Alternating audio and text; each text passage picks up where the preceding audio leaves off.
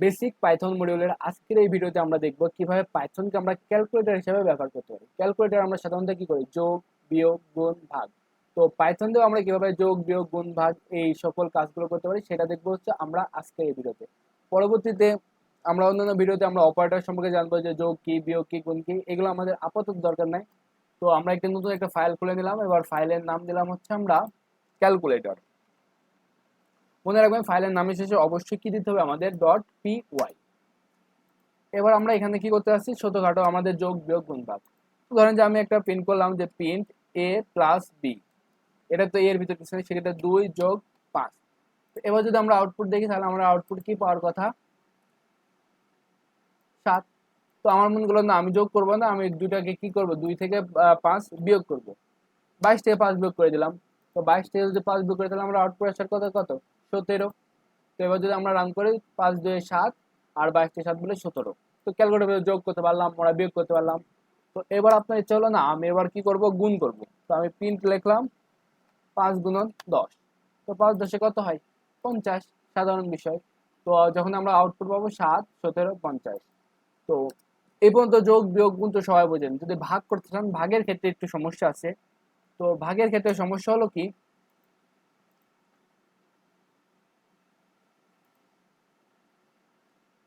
যদি আপনি ভাগ করতে চান সেক্ষেত্রে কি হবে? দুই ধরনের ভাগ আছে। একটা হচ্ছে আপনি যে দশমিক ভাগের পরে থাকে সেটা সহ প্রিন্ট করবেন, আর নাকি আপনি দশমিক ছাড়া প্রিন্ট করবেন।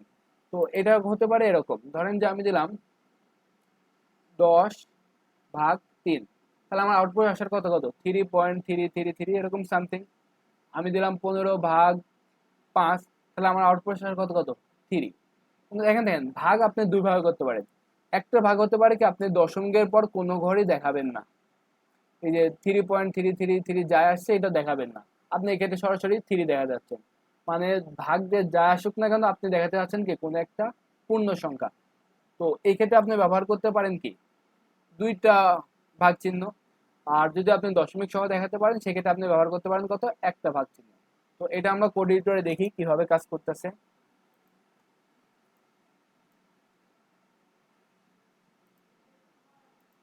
তো আমরা লিখলাম এবার হচ্ছে প্রিন্ট 10/3।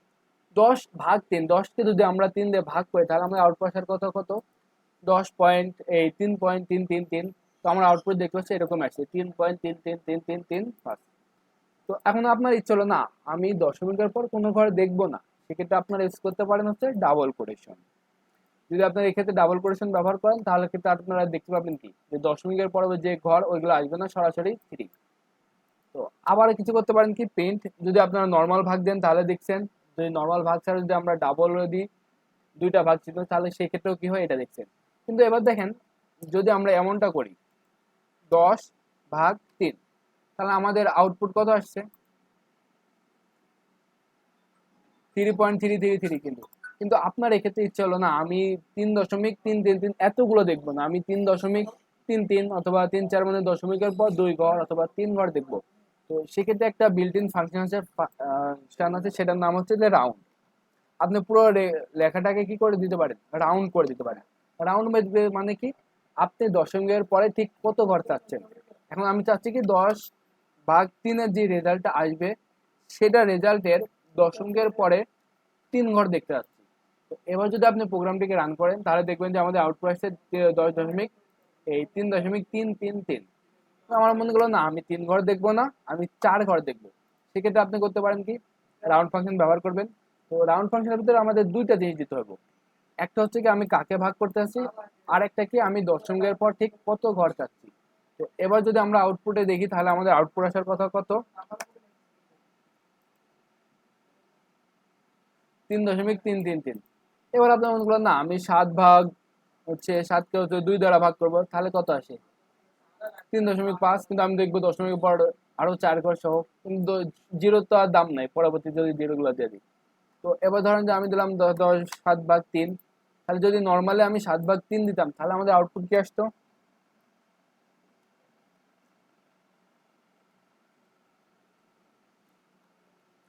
তো এবার যদি আমাদের কোডটা আউটপুট দেখি, যদি 7কে যদি আমরা 3 দিয়ে ভাগ করি তাহলে আমরা পাচ্ছি 2.3333335। না, আমার প্রয়োজন হলো না, আমি দশমিকের পরে এত ঘর চাই না, আমি দশমিকের পর কত ঘর চাই, 4 ঘর। তো সেক্ষেত্রে আপনারা ইউজ করতে পারেন রাউন্ড ফাংশন। এইসব বিল্ট ইন ফাংশন সম্পর্কে আমরা পরবর্তীতে বহুত ডিসকাশন করবো, এইগুলো দরকার নাই।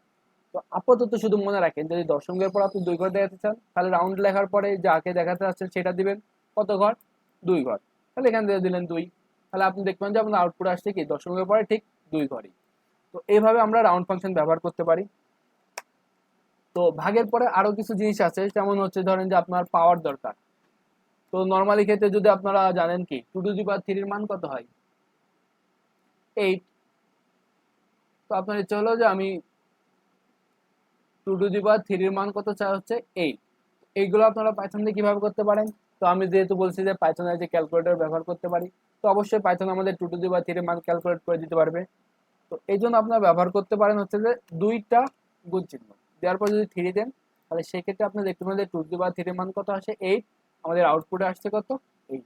আশা করি এই পর্যন্ত আপনারা ঠিকভাবে বুঝতে পারছেন।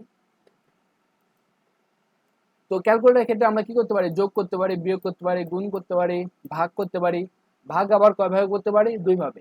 একবার কি আমাদের দশমিক থাকবো, যদি আপনি দশমিক সহ ভাগ দেখতে চান সেক্ষেত্রে আপনি একটা ভাগ চিহ্ন, যদি আপনি দশমিক ছাড়া পূর্ণ সংখ্যা যেটা থাকতেছে সেটা দেখতে চান, তো সেক্ষেত্রে আপনি 2টা ভাগ চিহ্ন। যদি আপনি এমনটা দেখতে চান যে আমি দশমিকের পর 2 ঘর কি 3 ঘর কি 4 ঘর দেখবো, সেক্ষেত্রে আপনি কি ব্যবহার করতে পারেন, রাউন্ড ফাংশন। রাউন্ড ফাংশনের মাধ্যমে কি হইব, প্রথম অংশে দেবেন হচ্ছে আপনি কত ঘর দেখাতে, প্রথম অংশে দেবেন আপনি কি যে আপনি কোনটাকে ভাগ করতে যাচ্ছেন, আর দ্বিতীয় অংশে দেবেন কি আপনি কত ঘর দেখাতে পাচ্ছেন। আর যদি আপনার পাওয়ার দেখানোর প্রয়োজন হয় তাহলে 2 এর প্রতি 2টা গুণ দিবেন, তাহলে আপনি কি পাবেন, একটা পাওয়ার পাবেন। তো আমি ধরেন যে আরো পাওয়ার দেখলাম, যে 2 টু দি পাওয়ার 4 এর মান কত, 2 টু দি পাওয়ার 4 এর মান হচ্ছে মেবি 16। তো সেক্ষেত্রে আমাদের আউটপুট আসার কথা কত, 16। তো পাইথনকে আমরা বেসিক এভাবে ক্যালকুলেটর হিসাবে ব্যবহার করতে পারি। তো আপনারা প্রথমে পাইথন কিভাবে শিখলেন, যে কিভাবে আমরা আউটপুট দেখাতে পারি, আপনারা এবার শিখলেন যে কিভাবে আমরা আউটপুটের ভিতরে বিভিন্ন ধরনের স্ক্রিপ্ট ক্যারেক্টার ব্যবহার করতে পারি, কিভাবে আমরা ইমোজি ব্যবহার করতে পারি। এবার এখন আপনারা দেখলেন যে পাইথনকে আমরা কিভাবে ক্যালকুলেটর হিসাবে ব্যবহার করতে পারি। তো আপনারা এগুলো এখন থেকে প্র্যাকটিস করতে থাকবেন, যত আপনারা প্র্যাকটিস করতে পারবেন ততই আপনারা শিখতে পারবেন যে দশমিক পর আমি এত ঘর চাই, তো এত ঘর হলো। এবার আপনার ইচ্ছে হলো না যে আমাদের যে এই যে রেজাল্টটা আসতেছিল, এবার যদি আমরা আউটপুট দেখি যে 7/3 এর পর যে আসতেছিল যে 2.33, এটাকে আমার মনে হলো না আমি এই রেজাল্ট পুরো টুকা যে রেজাল্টটা আসছে এখান থেকেই তো আসছে প্রিন্টের মাঝখানে, এদের সাথে আমি 2 যোগ করে দেখতে চাই। এদের সাথে আপনি কি করতে পারেন, এখানে যোগ 2 দিতে পারেন, তাহলে আপনার আউটপুটে কি আসবে, 2.33 ছিল, তার সাথে 2 যোগ, তাহলে 4.33। তো আপনারা গণিতের এভাবে বিভিন্ন খেলাধুলা এখানে করতে পারেন, বিভিন্ন যোগ বিয়োগ গুণ ভাগ, তাহলেই তো আপনারা শিখতে পারবেন। তো আজকের ভিডিও এই পর্যন্তই, সবাই ভালো থাকবেন, সুস্থ থাকবেন।